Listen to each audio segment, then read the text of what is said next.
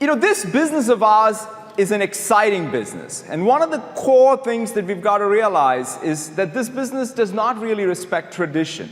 What it respects is innovation on a go-forward basis. So it's really our collective challenge that we now need to make Microsoft thrive in a mobile-first and a cloud-first world. That's the core challenge that we collectively have to face up to. And I cannot be more honored, more humbled, and more excited about Microsoft and our opportunity. Thanks a lot. Thank you. What may have been the biggest challenge for Microsoft CEO Satya Nadella came much earlier in his career. I was 29 when Zane was born. For my wife Anu and me, he was our first child. At that time, there was no way for Nadella to know how the birth of his son Zane back in 1996 would change his outlook on life. The night he was born, everything changed because he was born because of in utero asphyxiation with severe case of brain damage, which led to cerebral palsy.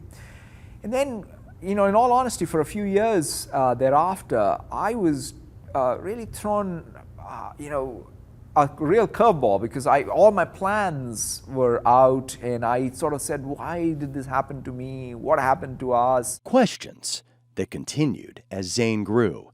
He's now 21 years old. He's nonverbal and requires a wheelchair to get around.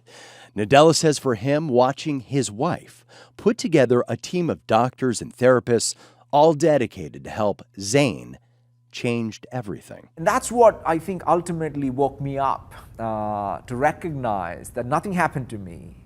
Something happened to Zane, and it was my responsibility as a father to step up. It sounds like it's changed who you are as a father. How's it changed how you are as a CEO? That realization, that ability to see through others' eyes, I think is one of those hard lessons one only learns through one's own life's experience. But it shapes you, not just at home, but as a leader. Over here, what you're doing? Empathy that Nadella says serves him every day. I think where technology is going is to really help empower more people to be able to accomplish more. And that's, I think, a responsibility we have. What drives you professionally? As a CEO, ultimately I do take accountability for the culture that we create.